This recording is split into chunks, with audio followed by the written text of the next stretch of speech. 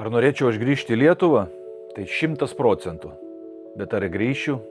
Žiauriai abejoju. Aš jau čia 20 metų.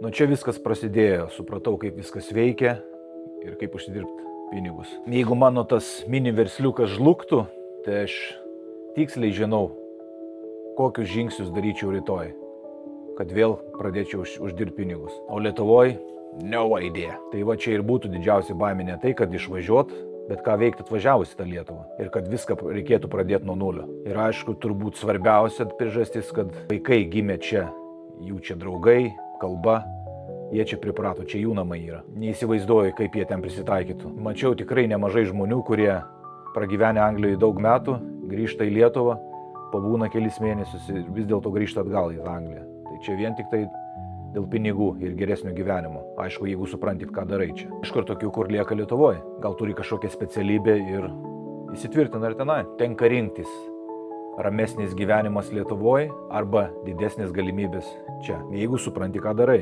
Turbūt mažam procentui pavyksta turėti abu. Kaip jūs galvojate? Rašykite komentarus.